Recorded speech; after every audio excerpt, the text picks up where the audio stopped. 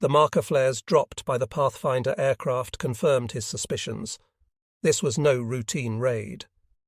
Bazin had said to the Major, as the drone of the bombers drowned even the noise of the car's engine, Fally did not know that General J.H. Dittle, 8th Air Force, with 3 divisions of strategic bombers, a total of 1,830 B-17S and B-24S, protected by 1,347 fighters and carrying 3,000 tons of bombs, was about to smash through the German defences for the invasion.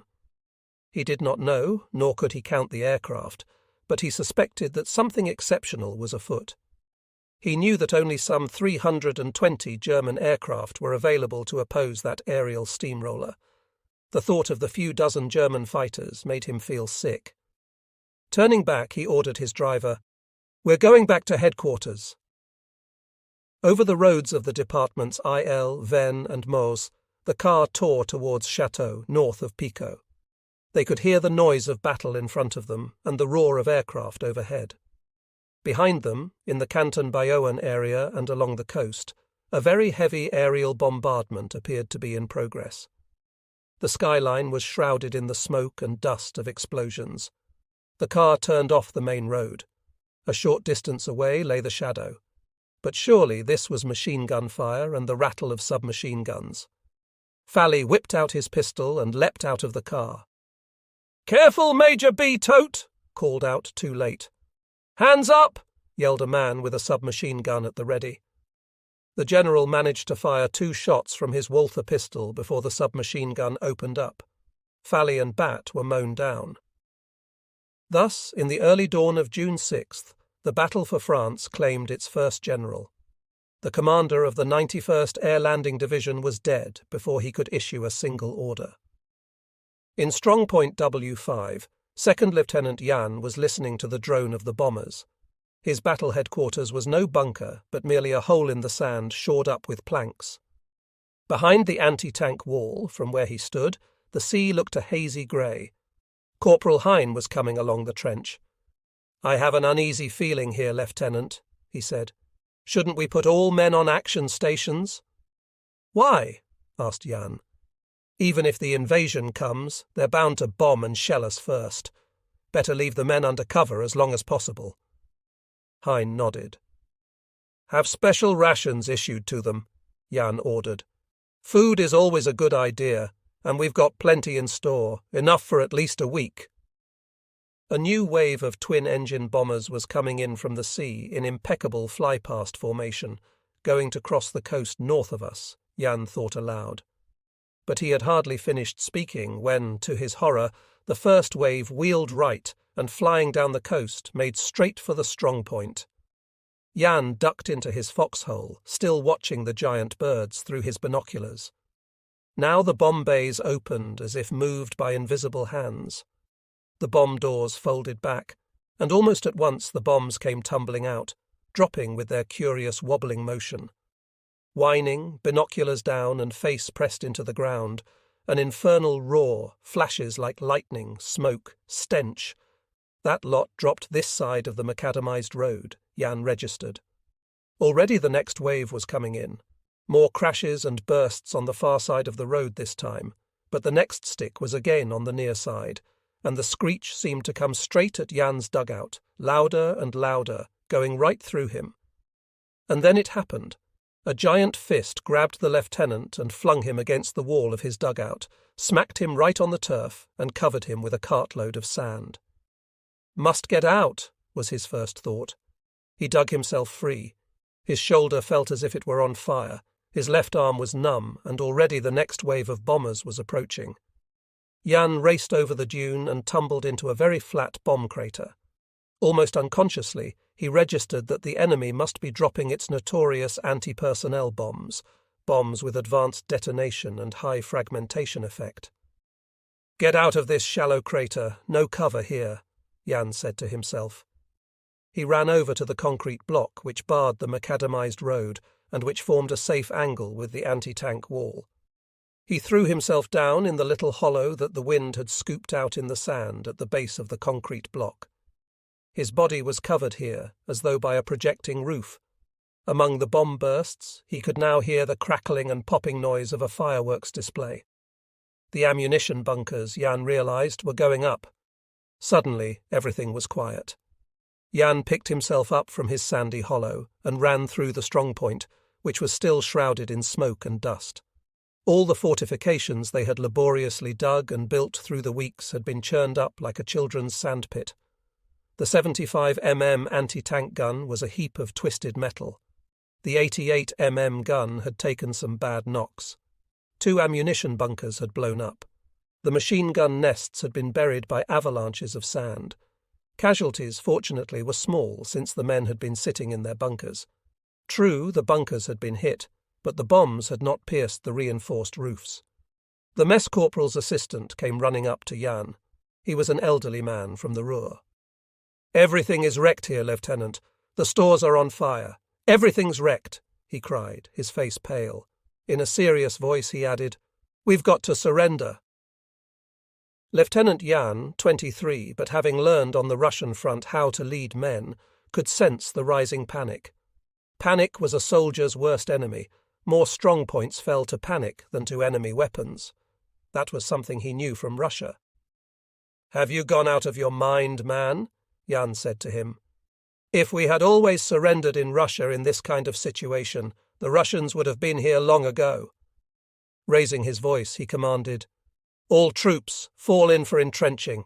It's got to be done, chaps," he said to his disgruntled or shocked men. For most of them, this was their first experience of the deadly reality of war. The elderly reservists who had been posted to the coastal divisions with the higher numerals were pale, and there was fear flickering in their eyes. But they started to dig. Jan rang through to the next strong point along the coast, W2. Second Lieutenant R answered, "Things seem to have been pretty lively your way. What about you?" "Nothing much here," R replied.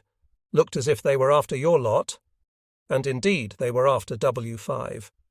"Enemy aircraft!" The warning came again while Jan was still on the telephone. "Take cover, everybody!" A new wave came roaring in from the sea. They were only a few feet above the water. Over the coast they zoomed up and at once banked. The infernal concert started. Rockets. They were firing only at the 2 corner bunkers with their 40mm armoured carrier cannon. The rockets slammed against the bunkers. They smacked through the apertures. The left bunker blew up at once, evidently a direct hit through the aperture among the stored shells. The bunker on the right was enveloped in smoke and flames. When the attack was over, both bunkers and guns were only rubble and scrap metal. The crews had been killed or severely wounded. That was at 4 a.m. Everywhere in the strong point, voices were calling for the medical orderly. Hoffman was running across the dunes with his stretcher. This was the modern aerial bombardment, the battle of material of the Second World War. Altogether, the Allied air forces flew 10,743 sorties on June 6th, dropping 11,914 tons of bombs. In other words, 11,922 tons of death and destruction. Within the short span of a few hours, the same load of bombs crashed down on the German defences in Normandy, as was dropped throughout the whole of 1943 on Germany's most heavily bombed city, Hamburg. The people of Hamburg experienced the death knell of the districts of Hammerbrook, Hamm and Rothenburg, and those who trembled in the air raid shelters during the infernal night of 40,000 dead may form a vague idea of what the German troops in their machine gun nests, infantry trenches and bunkers along the Normandy coast had to go through on that morning of June 6, 1944. The bombs were to clear the way for the Allied invasion forces. Advanced detonation caused their blast to be directed sideways to sweep everything aside without making deep craters in the ground. That was important, since deep craters would hamper the advance of the invasion forces with their heavy weapons. In the towns and villages behind the coast, where the Allied Supreme Command suspected German reserves or headquarters, the same method was used. The purpose there was to increase casualties, and at the same time to achieve the complete blocking of all thorough routes by collapsed houses. This was done successfully in Sano and Perrier, but the effect was particularly devastating in Kar, the ancient town amid a sea of cornfields. German supply columns were no longer able to move through the town on their way to the coast. On a reconnaissance drive to the front, Major Haas saw a dying city.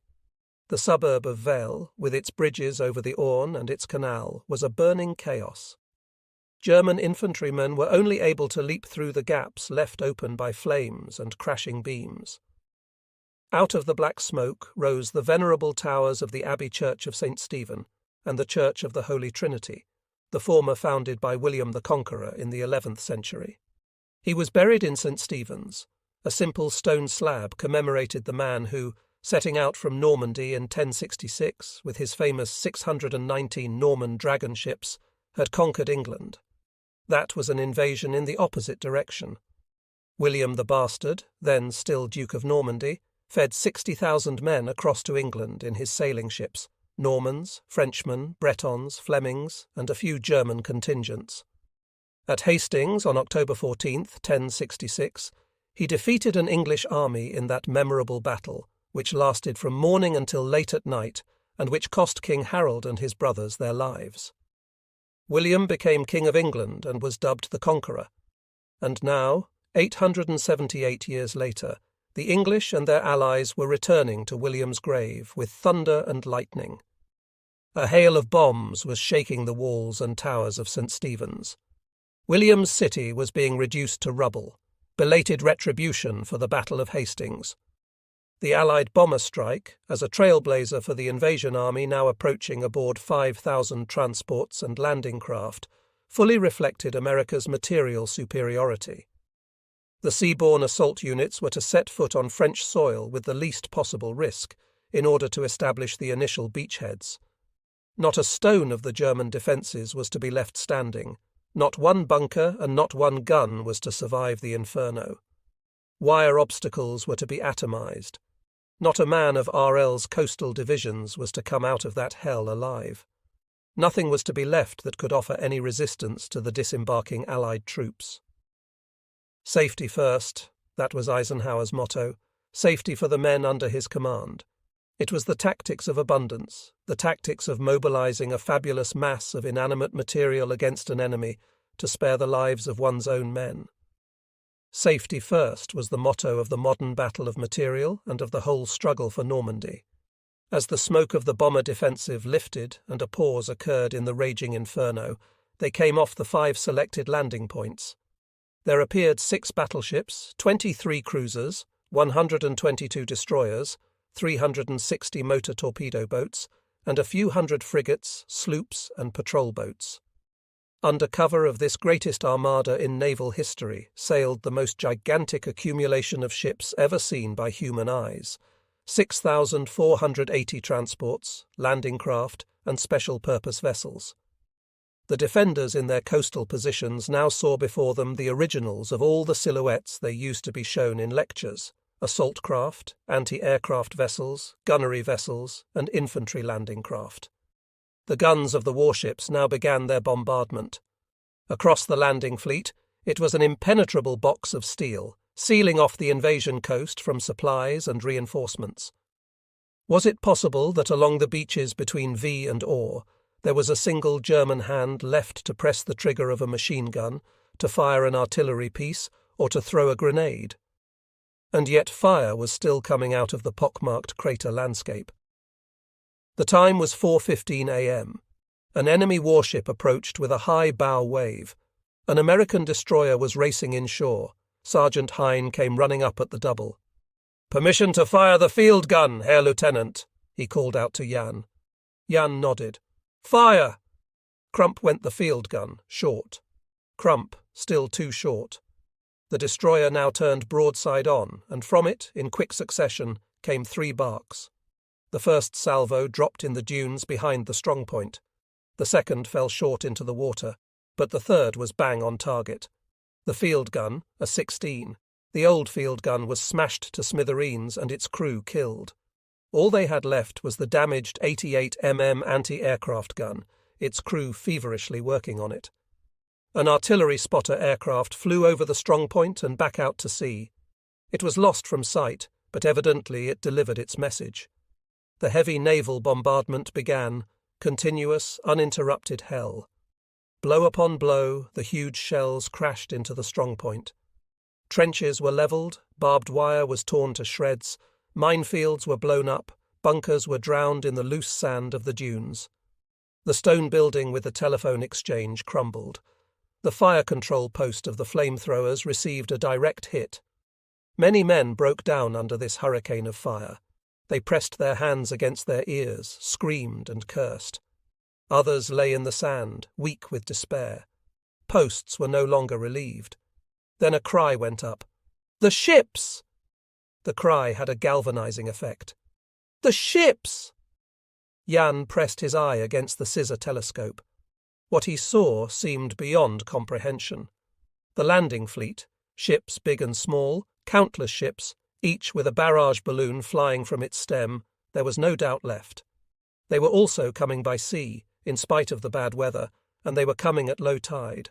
The Czech hedgehogs, the wired ramming blocks with their mines, the stakes with the primed shells, and all the other cunning underwater obstacles they had built were now standing high and dry. Rommel's blunders flashed through Jan's head. They were coming at low water, and they had to cross 800 yards of flat beach, a wide-open field of fire. But what use was a field of fire if one had hardly any weapons left to fire? Second Lieutenant Arthur Jan could have screamed with fury. "Must lay down a barrage!" A runner was sent off by bicycle. Lieutenant Shawn, positioned at Saint-Martin-de-Varille, 2 miles behind W5 with his 13th Company and a 122 mm battery of the 1261st Artillery Regiment, was to put down a barrage fire on the beach from all his guns upon the signal of 2 green Very lights. The landing craft were now detaching themselves from the invasion fleet. They could be clearly made out in the telescope. Jan fired 2 green Very lights from his signal pistol. They waited, but no artillery barrage came. They could not know that the runner never arrived at Shawn's emplacement. He had been chased by a fighter bomber, and the aircraft had been faster than the bicycle. He had been hunted down like a hare and eventually shot off his bike. The time was 5:20 a.m. The broad naval barges with their banks of rocket mortars were firing their screaming missiles at the strongpoint. Gunboats were moving in, firing continuous salvos. The first landing craft had reached the shallow water.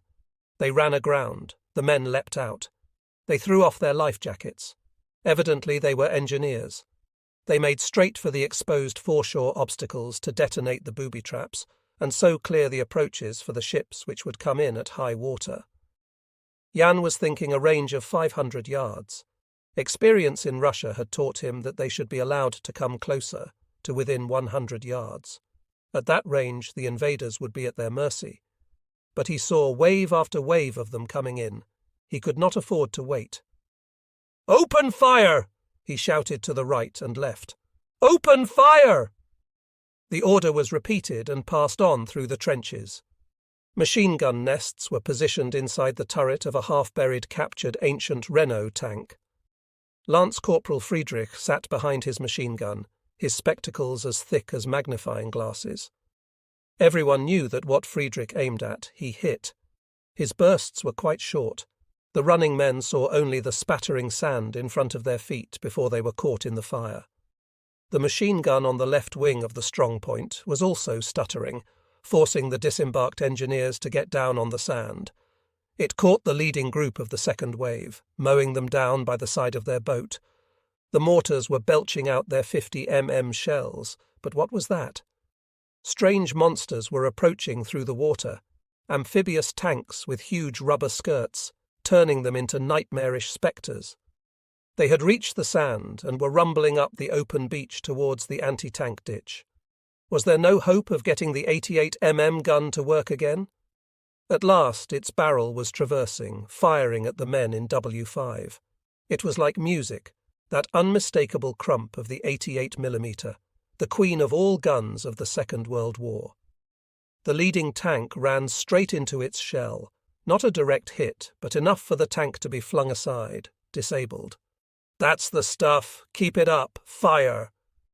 But no second shell left the barrel. The first round had given the bomb-damaged gun its coup de grace. The second wave of tanks was now on the beach, concentrating their fire on the positions they had spotted first. The machine gun on the right caught a direct hit, and then the mortar was put out of action.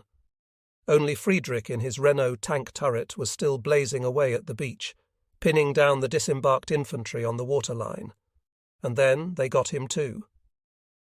The Renault turret was hit, sounding as if a church bell had cracked.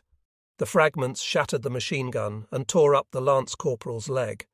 Nevertheless, he was to be one of the few to survive. "It looks as though God and the world have forsaken us," Yaban said to the runner by his side. "What's happened to our airmen? What is our artillery up to? What about that observer of the 91st Artillery Regiment up on the church tower of Sainte-Marie?" Dumont, he must be asleep. He was not asleep, but the fighter-bombers had long ago shot him out of his vantage point, and the battery he was to have directed had been smashed by carpet bombing. "Well then, our last resort," Yaban said to Sergeant Hine. The last resort was the Goliath tanks, our vest-pocket wonder weapon. The troops used to call these remote-controlled miniature tanks Goliaths. They had a range of 600 yards and carried nearly 200 pounds of dynamite inside them, detonated by remote ignition. They were an effective weapon against bridges, troop concentrations, and obstacles on rough ground.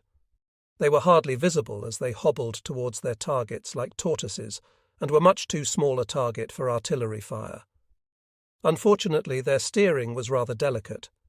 Yaban ordered the Goliaths to be employed.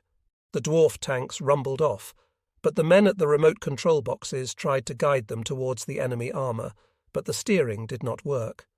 The delicate relays had been damaged by the concussion of the aerial and naval bombardment. Not a single one could be brought near its target. They remained lying on the foreshore. Even so, one of them was yet to claim an appalling toll of blood. The naval guns were blazing away. This was the drumfire of the First World War. Yard upon yard was raked over. The men lay on their stomachs, their faces pressed into the ground, waiting for the end. Those are minutes that even the most hard-boiled soldier never forgets. He feels forsaken by everyone, alone, entirely alone with his fear and the reality of war, a war which, on those occasions, he curses 1,000 times. But this is something nobody can understand unless he himself has pressed his face into the dirt, unless he has heard the horsemen of the apocalypse galloping overhead, unless he himself has argued with death because it would not even leave him time for a short prayer. A fateful turning point. Anyone viewing that kind of inferno from a distance of either space or time, can see only the general panorama that leads to victory or defeat. Lieutenant Colonel Friedrich von Haidt, the commander of the 6th Parachute Regiment, likewise only saw the panorama. At 9 a.m. on June 6, 1944, in the early hours of the morning, he had driven from his headquarters to Saint-Côme-du-Mont, a small town 9 miles behind Strongo-Wider-Nest. The noise of battle from there had been heard as far afield as Kenton. Von Haidt climbed the church tower, raised his field glasses to his eyes, and thought that what he saw was a vision. Before him, stretching out into infinity, lay the invasion fleet, protected by hundreds of barrage balloons. The invasion fleet off Utah Beach. He saw the powerful battleships, the cruisers, and the destroyers. He saw the flashes of their guns, and the countless boats moving between the larger vessels and the coast, like the vanity on a fine summer's day. He said to himself, only a small stretch of coast was entirely shrouded, as if cut off by a curtain. Everything there was hidden behind clouds of black smoke. Fountains of dust rose high into the sky. Nothing could be made out, nothing at all. But behind that veil, the American invasion was taking place. Only with the magic telescope of Sinbad the sailor could Lieutenant Colonel von Haidt have seen Second Lieutenant Arthur Yaban in his half-buried dugout, Lance Corporal Friedrich in his gun turret, Sergeant Hine by the mortar, and all the other men of 3rd Company, 919th Infantry Regiment, among the dunes of Wan's Nest, upon whom the power of an entire fleet and an entire army was concentrated. Where history was knocking at the door with death and destruction, ushering in a new chapter, the defeat of Germany and the victory of America. All that, of course, Lieutenant Colonel von Haidt could not see from his church tower at Saint-Côme-du-Mont. But he knew that the curtain of smoke indicated the danger point, the point at which the mighty armada out at sea was aiming. He ordered his regimental headquarters to move to Saint-Côme-du-Mont and moved his regiment forward. The 6th Parachute Regiment was deployed at the foot of the narrowest part of the Conan Peninsula in the Le Mont-Castle-Caran area. The regiment represented the safety bolt on the peninsula's southern door. The area was 12 miles wide and 9 miles deep, a considerable piece of ground for a single regiment. Shortly after midnight, the combat group farthest to the northeast reported the descent of enemy parachutists in at least company strength in the area between Saint-Côme-du-Mont, Bopta and Kentown. In combat groups and assault teams, the advanced battalion penetrated into the dropping zone. They intercepted the wireless signals of the American units, which were calling in clear for heavy weapons, ammunition and reinforcements, revealing the desperate situation of the Americans. Even before dawn, the men of the Parachute Regiment brought in their first prisoners. Von Haidt drove over to Caran to interrogate them himself. It was important to get the earliest possible information about the enemy's intentions. He reached Kentown at 6 a.m. and found that the prisoners belonged to the 5001 Regiment, hence to the 1001st Division. He at once realized that the employment of this crack division was no isolated operation. They were a strange lot, those prisoners. Painted on their jumping overalls were battle slogans such as "See you in Paris" or "Life-size pin-up girls." During interrogation, most of them acted very confidently. Their pockets contained the most tempting and also the oddest things that the German troops had seen for a long time. Chocolate, of course, in any quantity, as well as candies, American cigarettes, stimulants, water purification tablets, instant coffee, tea tablets, soup cubes, and lavatory paper. Not infrequently, alluring Paris photographs. The men had all been drilled for the possibility of captivity. They answered no more than the questions they were bound to answer under military law: name, age, rank. That was all. Naturally, most of them talked a little, some nervously, others provocatively, some with sneers, others with easy bonhomie. But their interrogation yielded no tactical clues. Even so, it was enough to form a rough picture. Von Haidt informed the 84th Corps. He was unable to make a telephone connection with the 79th Division. "This is the invasion," he said to Major Wieg, the Corps Chief of Operations. "This is the invasion." General Marx telephoned to the 7th Army, but the higher commands were still doubtful.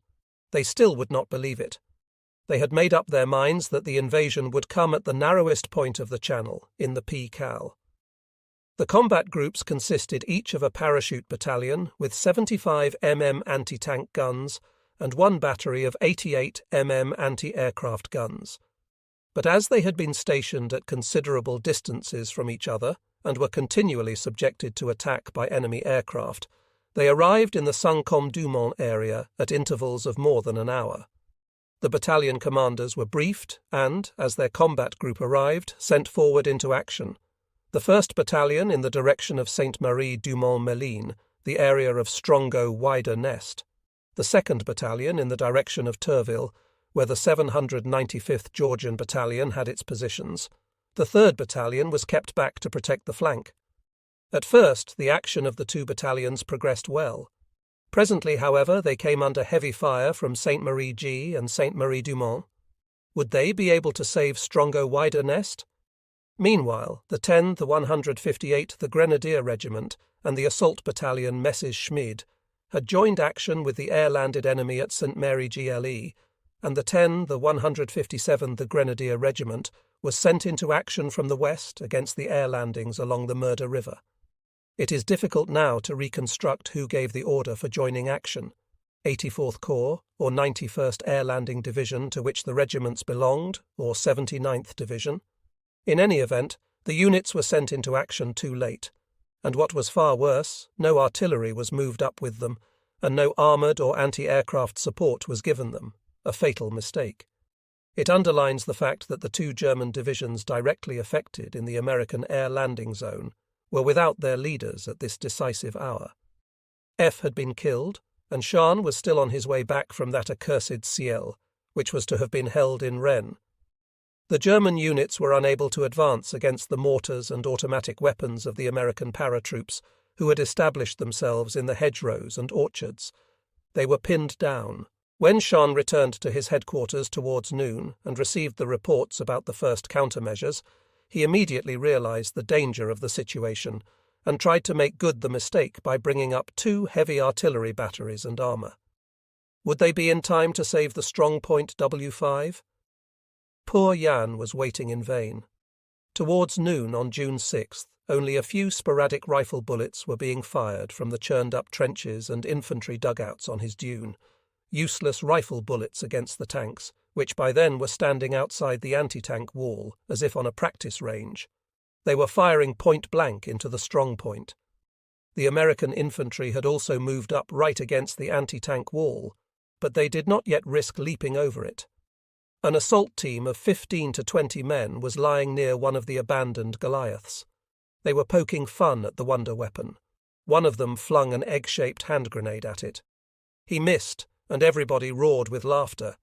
It was the next man's turn. He, too, missed. Thereupon one of the Americans crawled up to the miniature tank, lifted the forward hatch, and wedged his hand grenade in it. He pulled the pin and ran back to his group. They did not know that it contained 200 pounds of explosive. Seconds later, the entire group lay scattered about the beach, torn to pieces, their lungs burst. With renewed fury, the tanks blazed away at the strong point. "This, then, is the end," flashed through Lieutenant Yaban's mind. Then he felt as though someone was slowly pulling a black curtain over him. In his half-buried dugout, he had not heard the shell being fired, but he had just seen the impact flash on the edge of his earth hole. He had felt a blow in the small of his back. The cascade of sand was coming down on him like a nightmare. This, then, was the end. He did not know how long he lay underneath the sand. He regained consciousness when someone started to pull him out by the legs. Saved, he braced himself against the sand and tried to move. Somebody was still pulling him. Suddenly there was air and light. He coughed up the dirt, and before him he saw the steel helmet of an American lieutenant. Yaban recorded his impressions with complete detachment, like a scientific instrument. But since his soldier's instinct had been formed by the war in Russia, his first reaction was to get away, anything rather than captivity. He saw the machine pistol on the ground and made a dive for it, but something kicked him from behind, and a calm voice said, "Take it easy, German." Second Lieutenant Yaban, 23 years old and never much good at English at school, could not help laughing. "Take it easy," the American had said. All right for them to take it easy, Yaban thought as he tried to flick the dirt off his uniform with his hand. Then, as ordered, he held his hands up above his head and submitted to his pockets being emptied. Down on the beach he found the remnants of his strong point garrison, a miserable handful of prisoners. On the far side of the anti-tank wall he wanted to join his men, but a sergeant of the Leathernecks, the famous American Marine Corps, barred his way.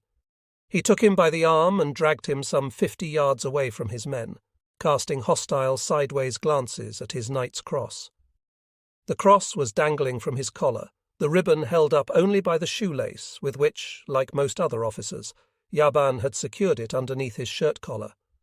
He felt like a man walking in a dream. Gigantic bulldozers were being disembarked from special craft. Tanks were rumbling along, carrying before them a huge framework from which iron balls dangled at the end of long chains, like enormous flails. These tanks were designed for clearing passages through minefields. He saw other huge tanks with enormous reels of coarse steel matting. These were unrolled whenever the tank encountered sand drifts or soft ground, making its own temporary runway over which it would then advance, just like Baron Munchausen pulling himself out of the bog by his own bootstraps. The monsters were rumbling up the beach, now to silence the more northerly strong points. Others were bumping over the wrecked anti-tank wall towards the macadamized road, aiming inland to where Lieutenant Shawn with his 13th Company was supposed to stop them.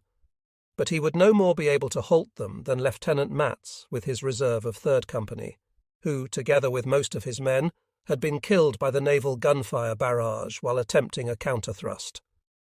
Yaban had sat down on the anti-tank wall. Anything for a cigarette. Suddenly he started. An officer was calling to him. "Hi, Lieutenant, come over here." He was led behind a tank to be interrogated. "How many heavy guns did you have? How strong was your complement of men?" The lieutenant shook his head. Thereupon the captain produced from his pocket a silk scarf and held it up against the light. "Take a look at this. We've got it all here, everything that was there in Weidennest," he said. It was no more than the truth. From the 88mm gun down to the Renault tank turret, everything was marked, and on top of the sketch map was the word Utah. "Surely that's a state in the United States of America," Yaban said to the officer. "Do you come from there?" "No," the American laughed. "No, no." Yaban understood. Utah was the code name for the beach. He was the first German to know Utah. "If you know everything, what more do you want from me?" Yanka asked after a glance at the map. "You're not going to answer questions," his interrogator asked. "I shall answer no more questions than did your men whom I took prisoners during the night, and I hope you'll respect my attitude as I did theirs." Yanka had already spotted the two officers, his former prisoners. They had waved to him and called out a cheerful greeting, but the man guarding Yanka had not allowed them to come near. He had seen them try to negotiate with the sergeant, but the sergeant had merely shrugged his shoulders, saying it was not allowed. Even parachute officers did not argue with the hard-boiled leathernecks.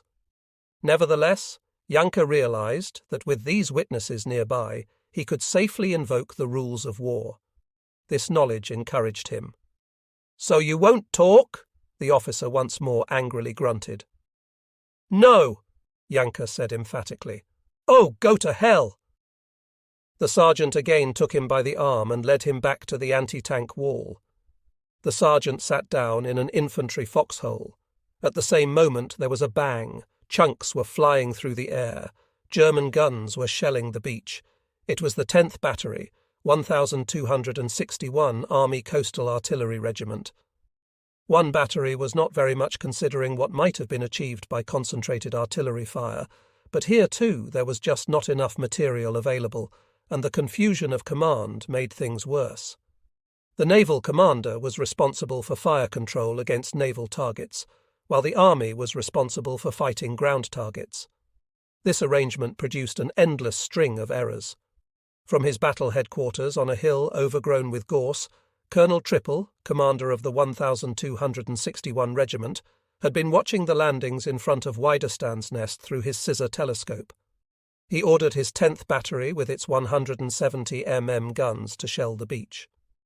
The trajectory of the shells lay straight over the regimental command post. We were about 10 or 11 miles from the target. The excitement produced in the target area by every burst was clearly visible. Triple reported, and indeed it would have been difficult to miss. The Americans were flinging themselves down behind their tanks or rolling into hollows of sand. They were shouting out orders and seemed greatly astonished to find themselves so unexpectedly under fire. Shell after shell smacked into their concentration of vehicles. With horror, Yanka saw that some of his own men had also been hit, killed, or wounded. In captivity, even Yanka was hit again. A shell splinter tore open his side. A large red patch spread on his uniform. A hot stab of fear went through him. A belly wound. Unless he was operated on within 6 hours, his survival of the American bombs and naval guns would have all been in vain. He would die from a lousy German shell splinter. Yanka probed with his hand under his uniform. He felt warm blood. Cautiously he drew a deeper breath. It was painful. There was a sharp jab of pain, but his stomach wall did not seem to have been pierced, probably only a flesh wound. Relieved, he unbuttoned his tunic and placed his bandaging wad on his wound. His American guard crawled out of his sandpit, lay down alongside the German lieutenant, and packed his own wad of lint under Yanka's tunic. Then he crawled back, lit a cigarette, and tossed it over to Yanka. Yanka fished it out of the sand and inhaled the rich, fragrant smoke of Chesterfield. If he had not been prone already, it would have knocked him down abruptly. The shout of his guard, "Hi, you German!" brought him back to reality. The sergeant had leapt out of his pit and was standing at attention. Janka too got up and now saw the general. It must have been Brigadier General Theodore Roosevelt Jr. An officer was drawing the general's attention to the German lieutenant. The general looked across. Janka raised his hand to salute. As he was wearing nothing on his head, he put his fingertips to his forehead. The general lifted his hand, but then evidently changed his mind, for he dropped his arm again and did not return the salute. He could be seen issuing an order. An officer was running at the double to where the radio control post had been set up. Half an hour later, Janka knew what the general's order had been. The Germans must be moved out of here. 2 boats were coming ashore to pick them up. Infantrymen do not like to get their feet wet. In accordance with this principle, Arthur Janka took off his boots and socks when his guard motioned him to wade out to the tank landing craft, taking him off to a prisoner of war camp. "War's over," the sergeant said, grinning. "War's over," Janka reflected. He saw his men wading out to another landing craft. Protocol was being strictly observed even now. Officers and other ranks were kept strictly apart. The landing craft took them to a destroyer a good way out to sea. Janka climbed up the gangway, his boots and socks still in his hand. Up on deck, he wanted to put them on again so as not to face the naval officers like some bedraggled, shipwrecked mariner. But the ratings had no feeling for his sense of propriety. One of them kicked him in the behind, and he fell forward. They laughed. Suddenly an officer shouted from the bridge, and at once they helped him up. He stooped down once more to pick up his boots, and thus, in his bare feet and with his wound bleeding again after his fall, he stepped before the waiting officers of the United States destroyer. They saluted him, and there was no mistaking that his Knight's Cross excited great interest. With a gesture, a lieutenant motioned him into the wardroom. As a sequel to the most exciting 24 hours of his life, marking the conclusion of his military career, Arthur Janka had his first piping hot, fragrant, real bean coffee. The destroyer was steaming northward. Utah Beach and what used to be W5 disappeared in the haze. In Janka's mind, however, one question would not be silenced. How had it all been possible? Why should the German forces have thought that invasion was impossible in this weather when those fellows had come after all? Janka could find no answer. He did not know, and nobody on the German side knew at that time that the date of the invasion had been the object of a dramatic struggle within Allied headquarters. The decision had been balanced on a razor's edge. Everything, perhaps even the success of the operation as a whole, had hung by a thread. Originally, the Allies had scheduled the invasion for the beginning of May 1944, but when Eisenhower and Montgomery took over their commands, they both came to the conclusion that the envisaged beach sector was much too narrow and the budgeted number of troops too small. Eisenhower demanded more shipping capacity, and the ships had to be brought together from all over the world. But in the end, there was still not enough for him. He insisted that the invasion date be postponed by another month, which would make available another month's output of landing craft. The postponement was agreed to despite Churchill's fierce opposition.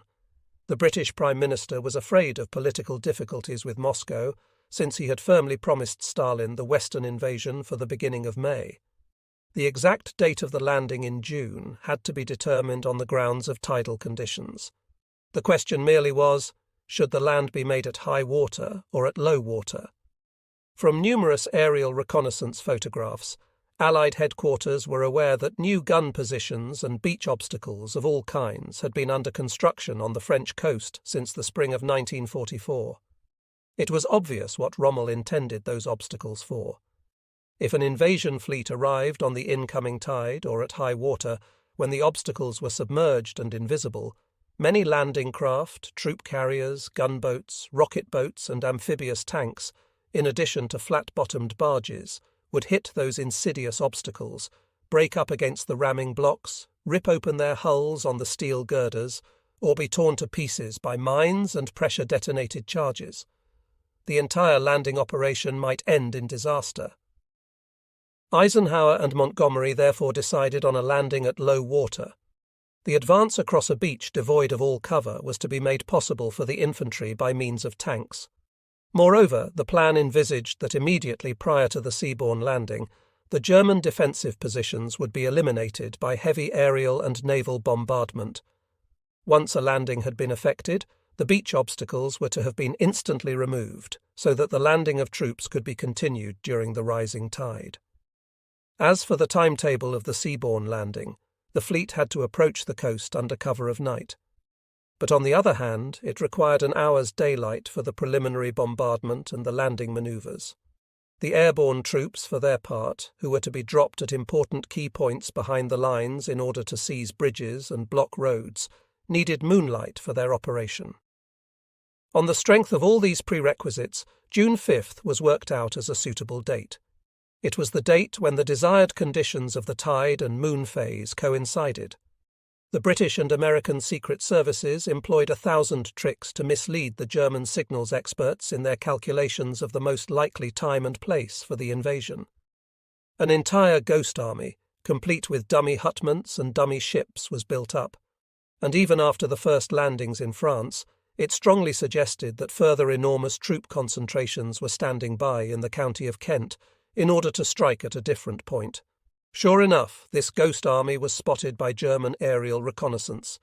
It had a disastrous effect on the German assessment of the question as to whether the Normandy landing was not after all a diversionary manoeuvre to cover a main landing at Calais.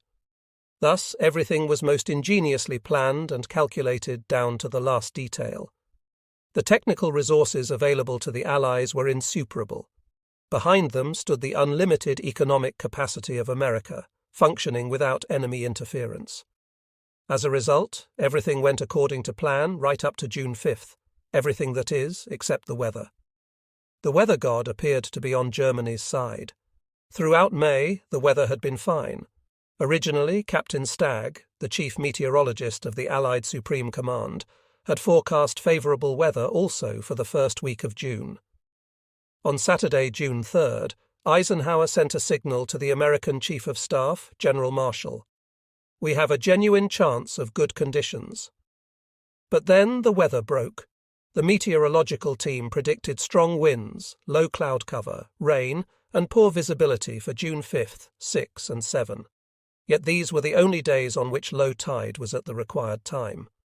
At 9:30 p.m. on June 3rd, those ships of the invasion fleet which sailed from remote ports were already at sea. Tens of thousands of soldiers were aboard the transports in the big ports of southern England. Should they set out, or should the operation be postponed by 24 hours?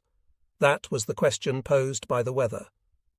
A crucial question, determined not only by military calculations, but also by consideration for Stalin, who kept demanding an invasion and was beginning to suspect the Western Allies of dragging their feet and wanting to prolong the war so that Russia would bleed itself to death. On June 4th, at 5:30 a.m. double British summer time, Eisenhower had still not made up his mind whether, in view of the unfavourable forecast, the invasion should or should not take place. Operation Overlord, the code name for the invasion, was in the most literal sense hanging in the air. The Allied Supreme Command met. The weather forecast was no better. General Montgomery was in favour of going all the same. Admiral Ramsay, however, the Commander-in-Chief of the naval forces, doubted whether his smaller units could get across the Channel safely in view of the rough seas predicted. Air Chief Marshal Lee Mallory pointed out that the air forces might not find it possible to discharge their decisive role adequately. Only 2 hours were left. After that, the bulk of the armada would have to leave port, or else June 5th would have to be written off. In the end, Eisenhower ordered the whole operation to be postponed by 24 hours. The ships already at sea were ordered back. Units sailing down the Irish Sea on a southerly course about turned and sailed north again. One flotilla of minesweepers had got to within 35 nautical miles of the Normandy coast when the order to turn back reached them.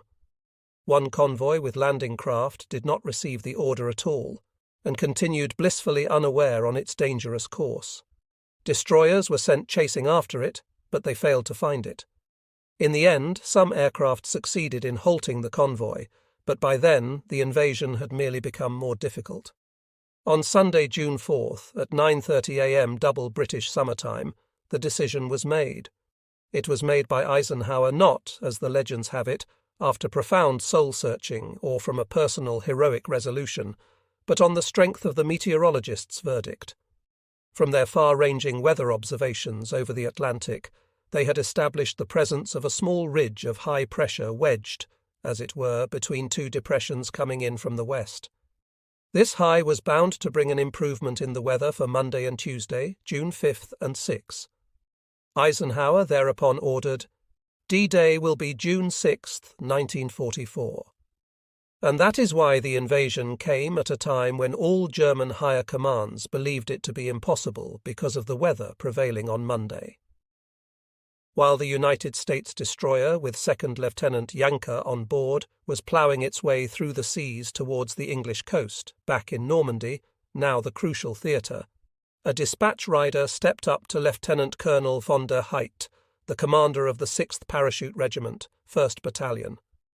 "We have reached Saint-Marc-du-Mont." That meant they were within 4 miles of Stronghold W5 on the macadamized road, only 4 more miles to the coast. All that was needed was for von der Heydt's 2nd Battalion to wheel around at Turville and advance over the causeway through the flooded area and Utah Beach. The American bridgehead would be sealed off. Success was so close, but the 2nd Battalion could not wheel around. Its left flank came under heavy fire from St. Marc. There, the American paratroops of the 57th Regiment had assembled and dug in. The little town, far too readily abandoned by a German anti-aircraft transport unit, was rapidly becoming the pivot of the first battle. Captain Marger had to try to eliminate the threat to his flank. He therefore turned not towards the coast, but towards S. Marie EES in order to capture it. However, the battalion was unable to cross the open flat ground south of the little town or to penetrate into it. Darkness fell. Meagher's battalion was forced to dig in, but the 1st Battalion could not advance beyond S. Marie Dong without its flank being protected.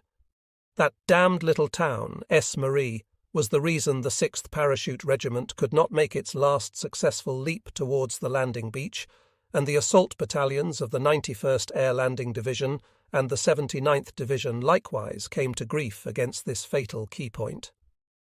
"We'll take it in the morning," parachutists were saying.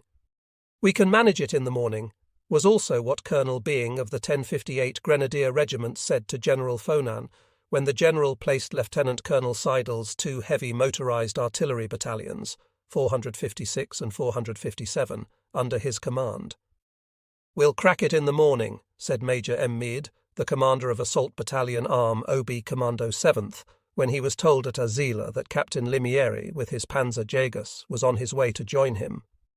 15 miles east of American Utah Beach, where the 7th United States Corps had to fight for every inch of ground, was the beach of the 5th United States Corps.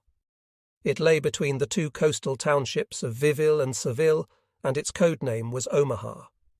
Shortly before 2 a.m., Rear Admiral Hall's flagship, the Anon, carrying the headquarters personnel of the invasion forces, reached her anchoring place. The transports manoeuvred into their prescribed stations. Engines stopped, anchors were dropped, and destroyers circled the fleet like sheepdogs guarding a flock. Barrage balloons rose up. A seemingly endless armada was rocking on the waves of the channel, preparing to enter boats. The order came for the infantry, engineers, and special commandos. The men staggered over the decks, looking up at the sky anxiously. Would the German planes show up? After all, there had never been a target such as this. The German pilots needed only to release their bombs. They would be bound to hit something. But the German Air Force did not show up. It did not show up for the simple reason that there was no German Air Force worth the name in the West. Eisenhower's Air Force on that D-Day enjoyed not only air superiority, but air monopoly. The British and American air fleets had at their disposal in England on D-Day a total of 34,653 heavy bombers, 1,645 medium, light, and torpedo bombers, 549 fighters, and 236 transport aircraft. These units made 14,674 sorties on June 6th, an incredible figure. Their losses were 113, due chiefly to German flak. What was there on the German side to oppose these numbers? A pitiful handful of German machines. General Jun, the commander of the 2nd Fighter Corps, had for several weeks been asking for at least 2 fighter groups so that he might prevent the destruction of transport and supply centres. All in vain. The German Luftwaffe command could not let him have anything. It did not have anything.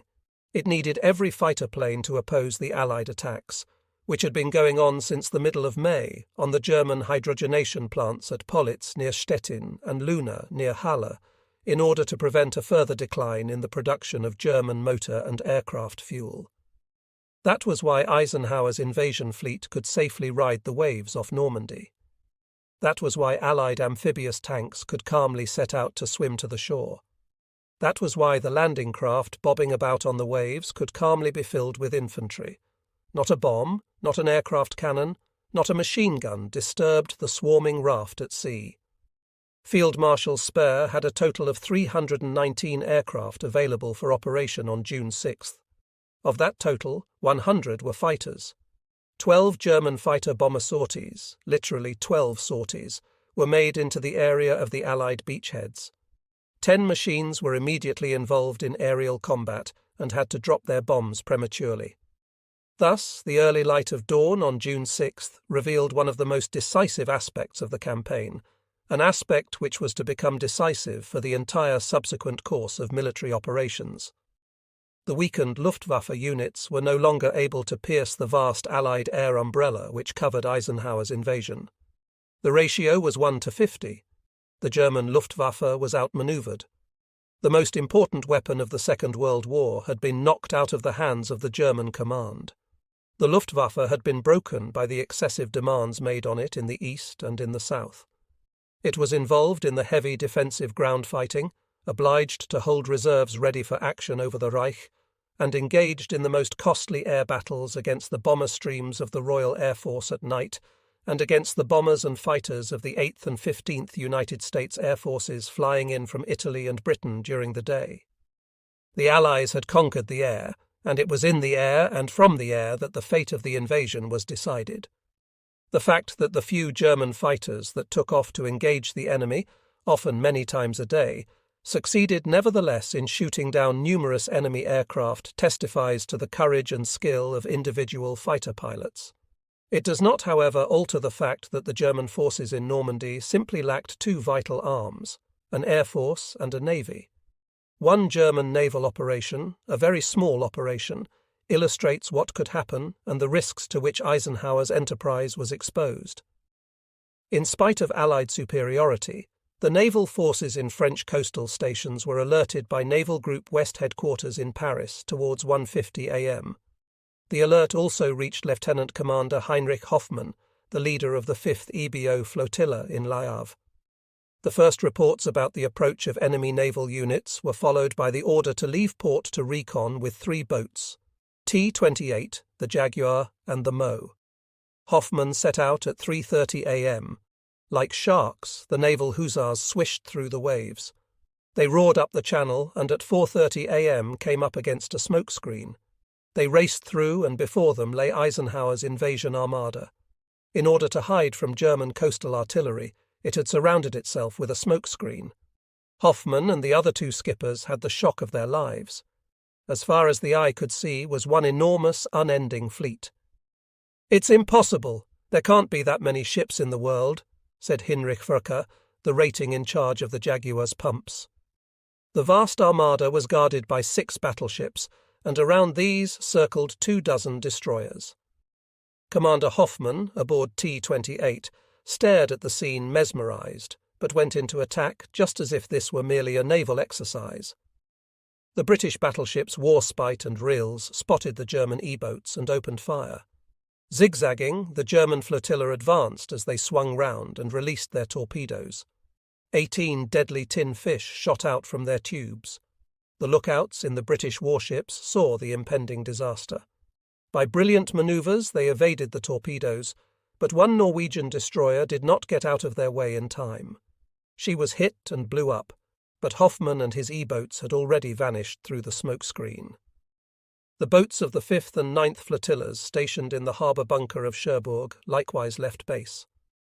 These bold, fast-fighting craft had three 200-horsepower Daimler-Benz diesel engines, which gave them a speed of 50 miles per hour. They were armed with 2 torpedo tubes, flak, and machine guns, but they too were unable to accomplish anything against the floating fortresses which shielded the invasion fleet on all sides. True, both flotillas subsequently broke through to Le Havre, but they were smashed up there by special operations of Allied Bomber Command. Senior Lieutenant Johansen, the leader of the 5th Flotilla, was killed in the bombing, but an hour before he had been awarded the Knight's Cross. Lance Corporal Hinseo, a farmer from Metzingen near Zell, was standing in the personnel trench of Strongpoint Widerstands Nest 62, scanning the dark, hazy sea in front of the dunes of Seville through his battery commander's field glasses. Sergeant Crow was sitting in the entrance to the bunker that housed the observation post of the 1st Battery, 352nd Artillery Regiment. "See anything?" Hinseo asked Crow. "Nothing's happening, not a thing.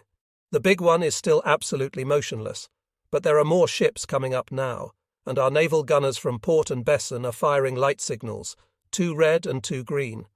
Maybe they want to make quite sure, but the ships aren't replying, so perhaps our boys in Port and Besson are now convinced that those fellows out at sea belong to the other side." Every word of Hinseo's running commentary was passed on by Crow through the open bunker entrance to Lieutenant Firking. The lieutenant was sitting inside the bunker at the telephone, waiting for his moment.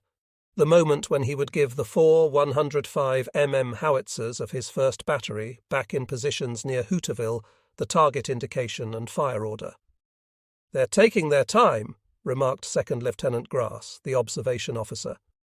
"Maybe we aren't on their list," the battery commander said, laughing.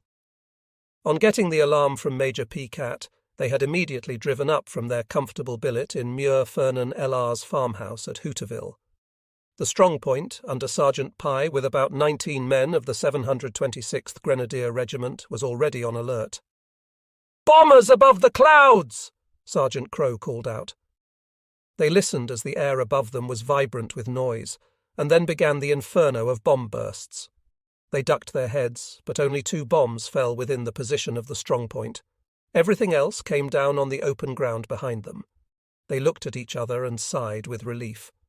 Firking rang up the gun emplacement. The telephone was answered by Sergeant Meyer, Ernst Ludwig Meyer, as he invariably introduced himself to avoid confusion with other Meyers. "What's happening your way?" "Not a single hit within the whole battery," reported Meyer. Firking looked at Grass. "Not a gun scratched. The whole lot went wide, just as it did here." Grass was jubilant. Maybe they weren't really after us. He would have been less optimistic if he had known the truth. They had just been saved, not by military design, but by the proverbial fortunes of war.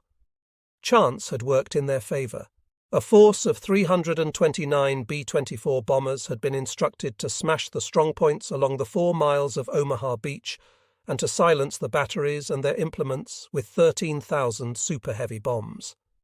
Because of the low cloud cover, they had to make a blind bombing by means of instruments. Duration of flight and exact bomb release time had been calculated to the second. At the very last moment, however, Air Force headquarters lost their nerve, and fearing that the bombs might drop among their own lines, among the disembarked troops, they ordered the dropping time to be postponed by a few seconds only. Only a few seconds, and 13,000 bombs missed their targets. They were to prove expensive seconds.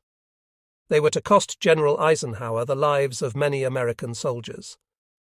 Hinseo and Sergeant Crow had each lit a cigarette. "Aren't we to have any breakfast today?" Firking called out through the open bunker door.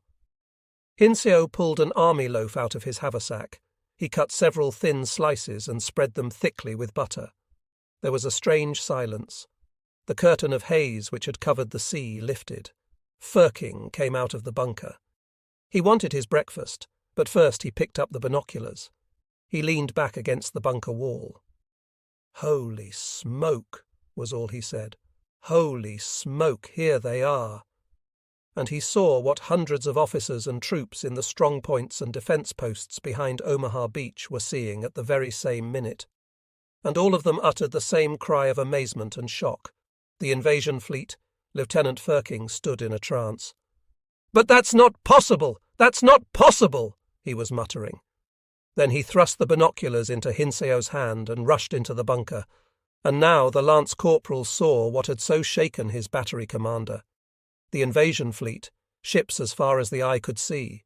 Big ships and little ships with turrets, superstructures, funnels, aerials, and grotesque barrage balloons, like some mysterious city in the first light of day, gilded by the first rays of the rising sun, an unreal, golden, glittering city.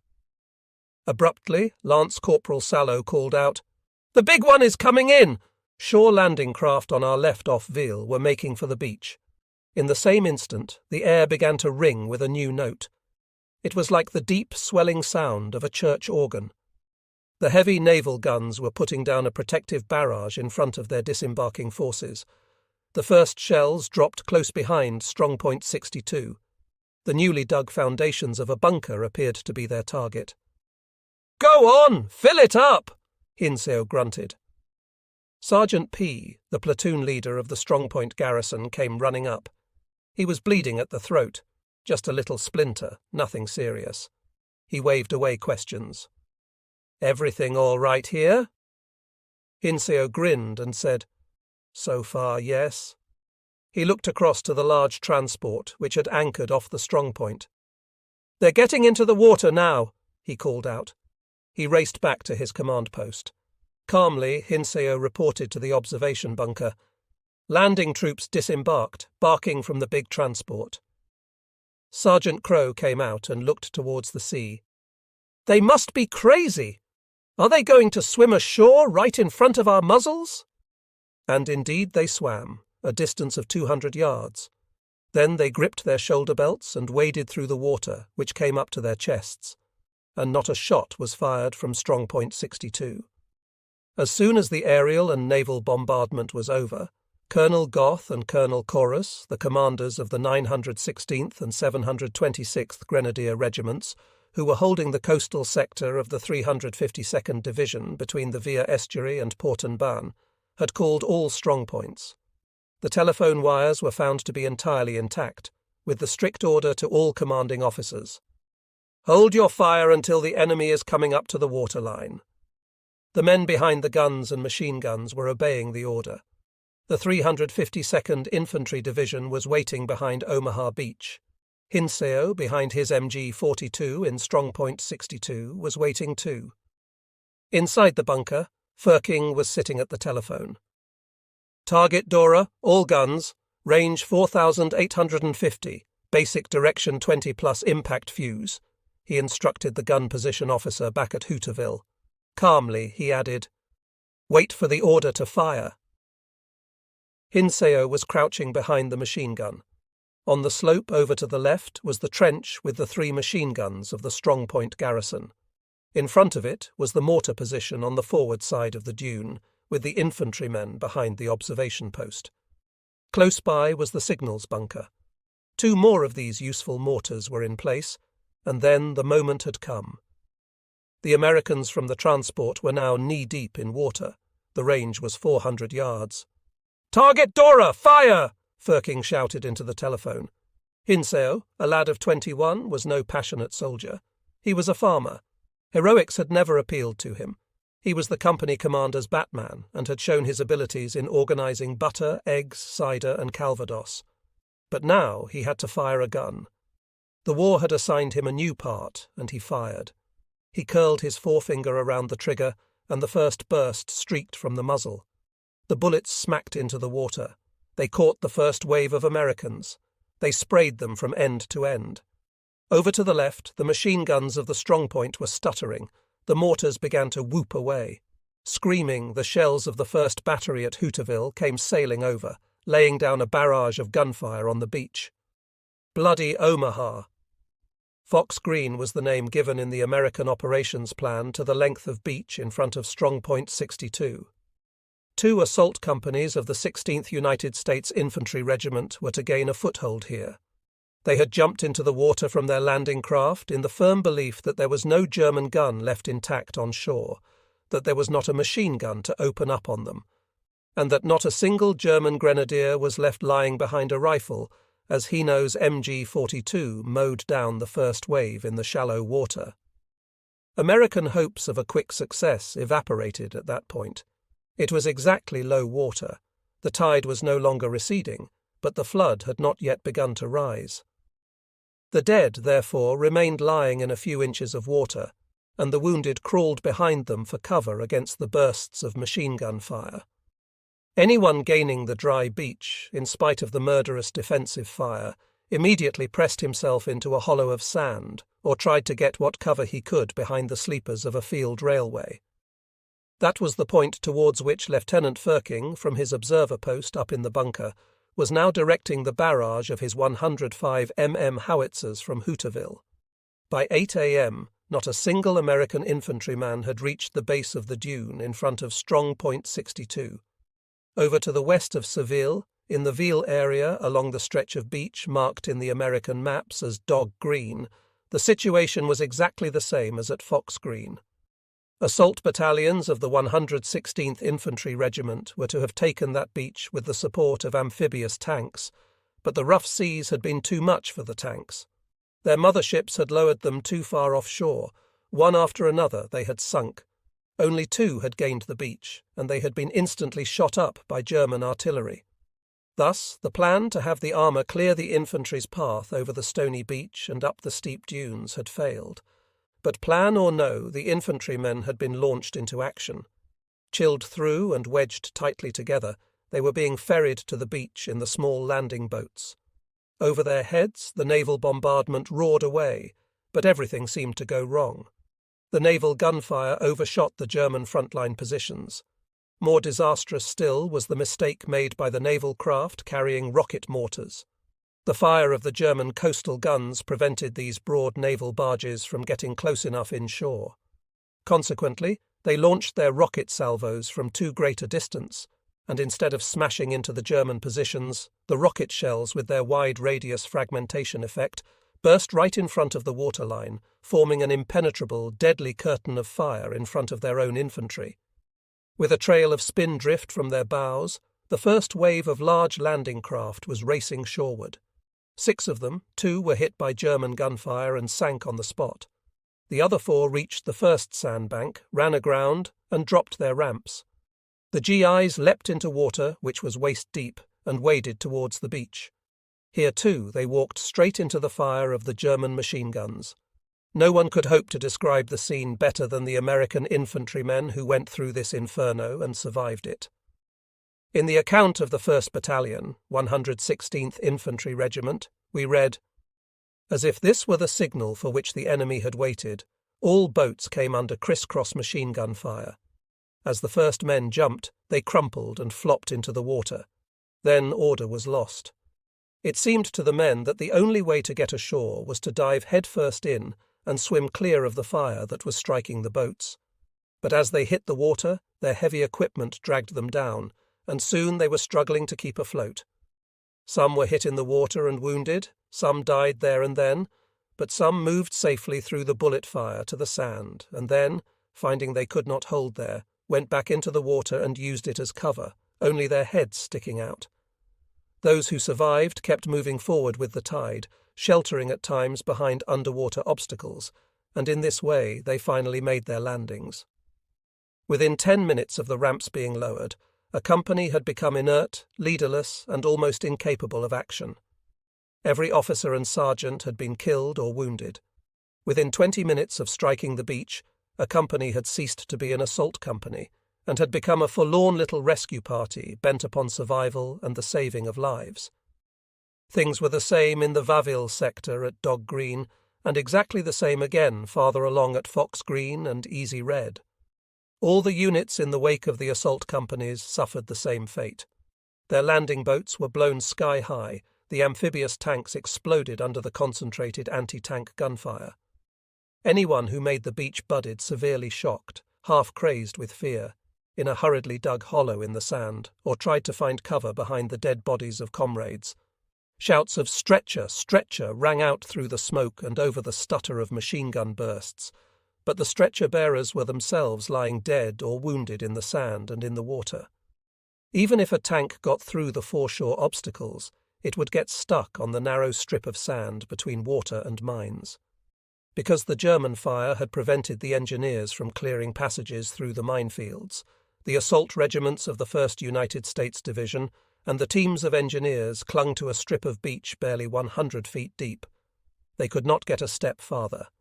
The 352nd Division under General CCE was barring their advance, but the plan was unrolling, and that plan demanded that wave after wave of troops should be landed at Omaha Beach regardless of casualties. One assault team of the famous Rangers tried to capture the murderous gun emplacement on the steep bluffs of the western end of Omaha. From special mortars they fired ropes with grappling hooks and rope ladders to the top of the cliffs and the scarps of the dunes. They had brought with them freestanding extension ladders from the London Fire Brigade to conquer the dangerous cliff face. It was like a medieval siege.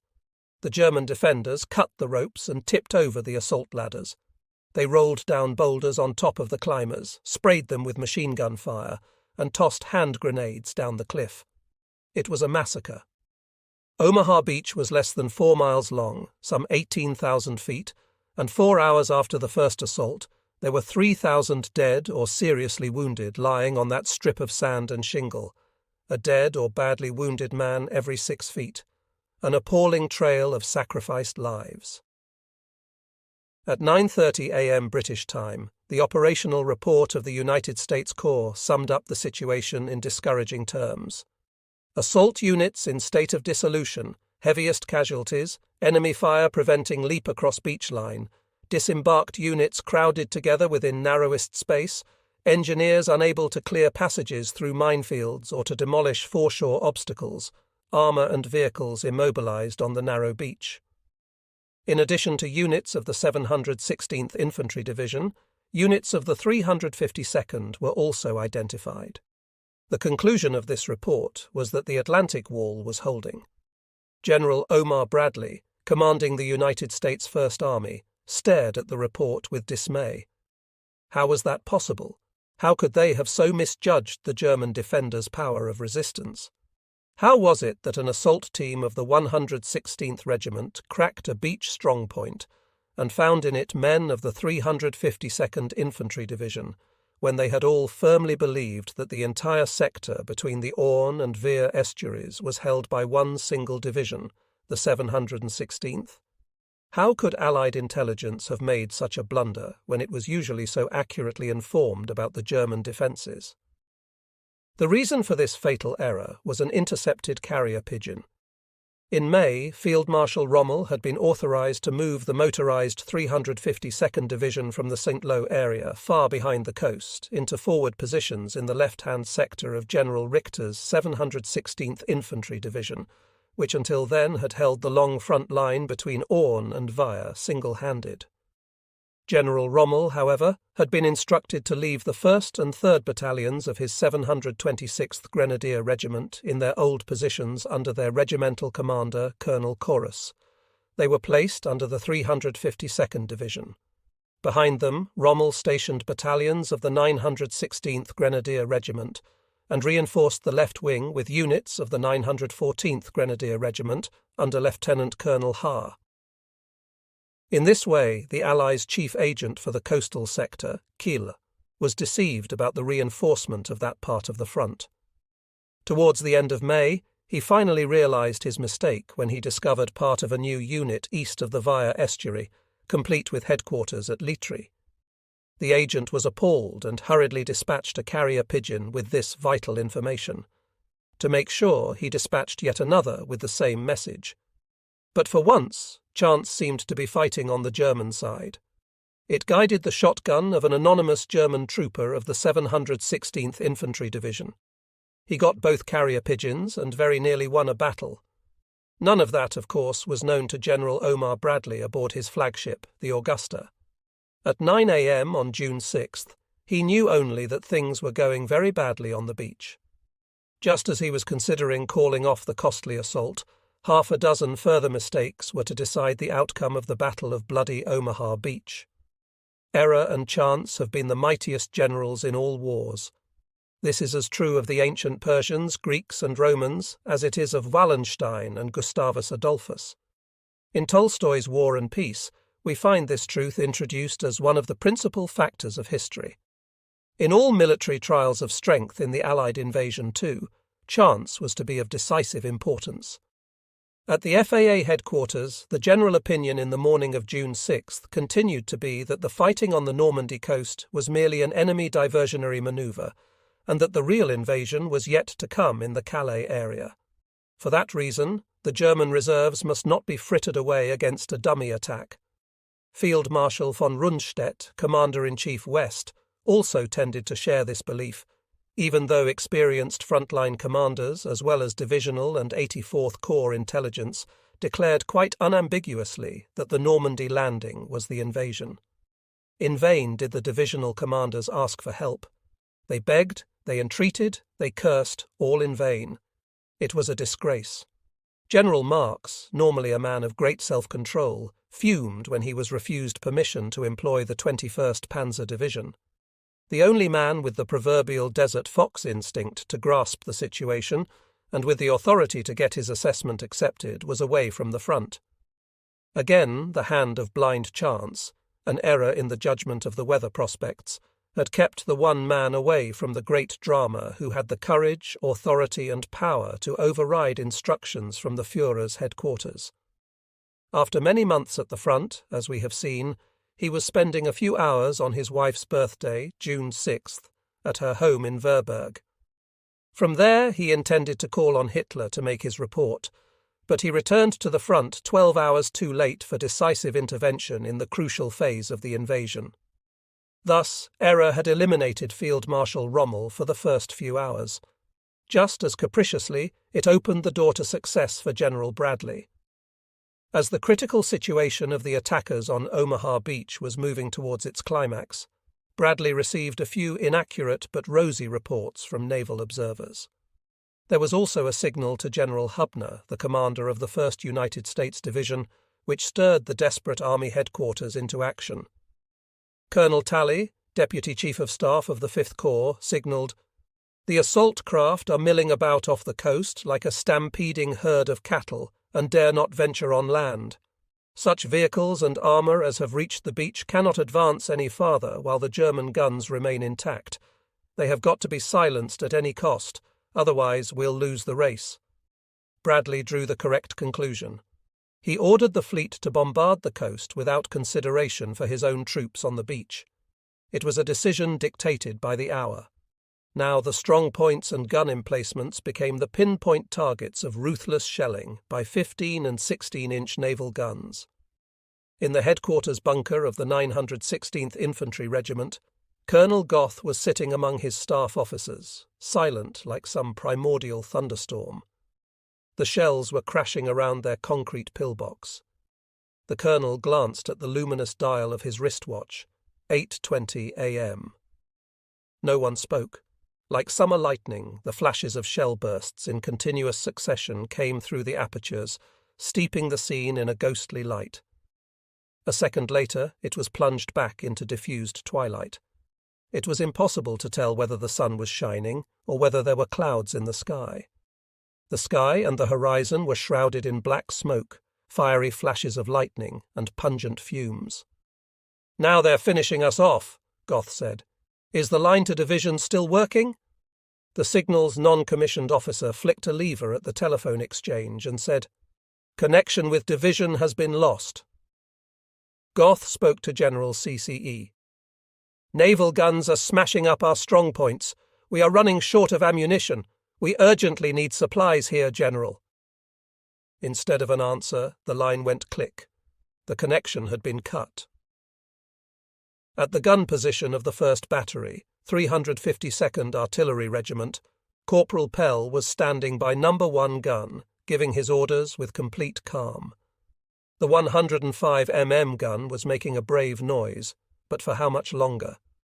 "Go steady with the ammunition," came the order from Battery. "As if we didn't know," Passil grumbled. Those damned fools! Why on earth did they have to take our shells away a fortnight before the invasion? Half the stock of ammunition had been collected from all coastal batteries and moved farther back to safe ammunition dumps. Now the stocks were petering out. Colonel Ocher, the commander of the 352nd Artillery Regiment, telephoned to say that he was sending 1st Battery a truck with fresh supplies. "It's on its way already," he added. It was on its way all right. It got to within a very short distance of the gun emplacement. Then it drove straight into a 16-inch naval shell, and with a brilliant flash the truck and its load blew up sky high. When Lieutenant Firking, speaking from Strong Point 62, ordered his battery to fire a salvo against an approaching wave of landing boats, his gun position officer replied, "Sorry, Lieutenant, orders from the commander. Because of the shortage of ammunition, individual rounds only are to be fired." How could one oppose landing infantry with a few odd shells fired from individual guns? Another decisive mistake of the German counter-invasion measures emerges clearly: insufficiently concentrated use of artillery. By noon, Hino had fired 12,000 rounds from his machine gun down on the beach. Men lay dead, the white figure painted on each helmet indicating the 1st United States Division could be seen from the strong point. But inside the strong point, things were also in a bad way. The naval bombardment had smashed the mortars, levelled out the trenches, and decimated the infantrymen. Now the Americans were bringing up large, flat-bottomed craft and unloading machine gun carriers and tanks. The first jeep with a mounted machine gun had just reached the beach. Lieutenant Grass shouted over to his left, where Sergeant P.A. was lying. Rifle grenade quick-handed, the lieutenant took the firing cup which fitted to the carbine muzzle. These rifle grenades had become the infantryman's personal mortars, and Grass knew how to handle them, having started the war as a non-commissioned officer. He was familiar with a rifle. First shot. The grenade tore into the jeep. Another shot. The first tank stopped dead, and now Grass raked it with machine gun fire. But already the next tank was rumbling ashore. Its gun was traversing, and with a loud crash, its very first shot went straight through the aperture of the observation post bunker. The battle for Strong Point 62 had begun, and this battle against tanks could not last long. The MG-42 was hit. Some of the fragments flew into Hino's face. The sights of the machine gun had been torn off. Never mind. In any case, they now had only the ammunition belts which were intended for use at night, with every 5th round a tracer. That was every bit as good as a foresight. But of course, it gave away the machine gun's position to the offshore destroyer, which presently planted shell after well-aimed shell straight in front of Hino's dugout. On the beach, the tanks were now fanning out right and left. The neighbouring strong points in the east, Widerstands Nest 61 and Widerstands Nest 59, with the observer posts of the 2nd and 3rd batteries, had ceased to fire.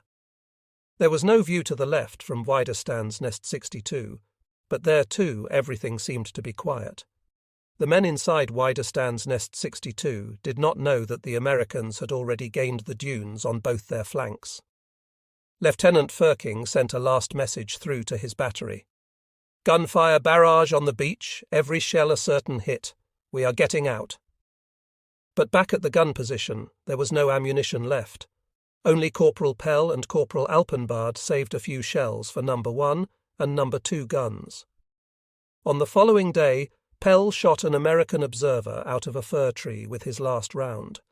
Then they blew up their guns and made off on their horse-drawn limbers behind the beach. Firking ordered his men to withdraw by intermittent leaps and bounds under the hail of fire from enemy tanks and naval guns. It became, for most of them, a leap into death, including Firking-Grass and P-Hin Seob. One signaller got through. They worked their way through open country. They marched along sunken farm tracks, crawled through ditches, and finally turned up at the battle headquarters of the 1st Battalion, 726th Regiment, between Seville and the coast.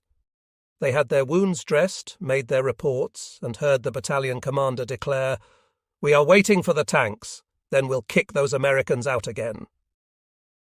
Tanks from the sea, in the summer of 1942, when Erwin Rommel and his African Panzer Army had gained the last ridges of El Alamein in their drive towards the Nile, no one on earth would have given 2p for Britain's chances of holding Cairo.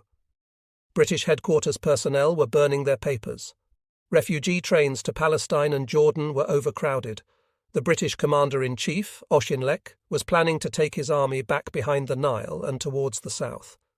Rommel was certain of victory, so certain in fact that during a brief stay in Berlin, he attended a reception for foreign journalists and, putting his hand on the doorknob, said to them jokingly, "This is how I've got my hand on the door to Alexandria." However, an event of far-reaching import had occurred. Fate had placed Bernard Montgomery upon the stage of military history. Montgomery had reached the stage by fortune, the sudden death of Auchinleck's appointed successor, General Gott. Montgomery, thus placed against the rules at the head of the British armies in Africa, was determined to apply to Rommel, that pampered darling of the goddess of war and his bold army, a recipe against which neither death-defying courage, nor skillful improvisation, nor even cunning would be of any avail. That recipe was a battle of material, with a few tanks, a few thousand aircraft, and hundreds of thousands of shells. It was this wall of steel, put up by anti-tank guns, heavy artillery, bombers and armour, that halted the German advance at El Alamein and smashed the Afrika Korps. The British victory in Africa had been a victory of material superiority. Ever since General Bernard Montgomery had known the invasion front was commanded by Rommel, he realised that this opponent could be beaten again only with the recipe of El Alamein, by the crushing strategy of a battle of material. At the spearhead of the first invasion troops, "We must have tanks and heavy artillery," was therefore his thesis.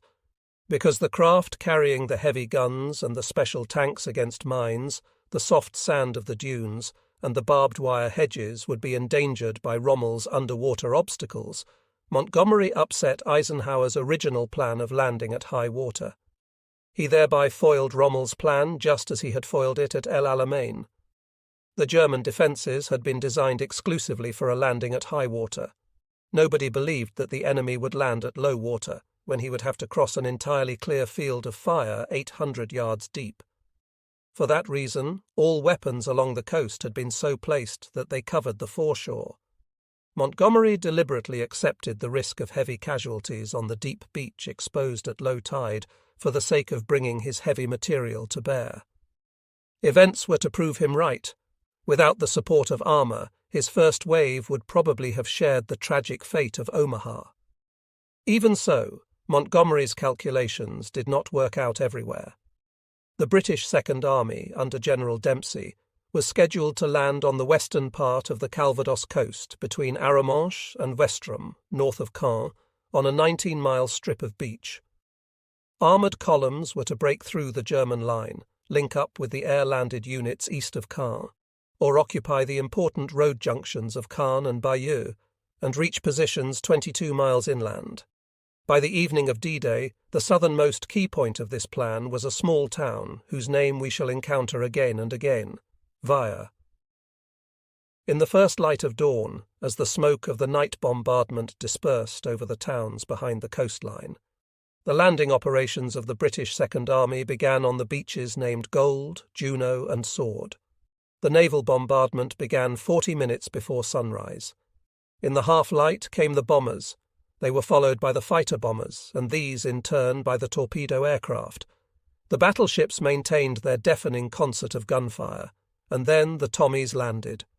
First of all on Gold Beach, but here there were no infantrymen or sappers swimming or wading through the water. No, the spearhead of the landing was the 8th British Armoured Brigade. It was faced by General R's 716th Infantry Division, which was responsible for the defence of a coastal sector 21 miles long. Fire Corporal Barron hissed at the man behind the heavy machine-gun fire.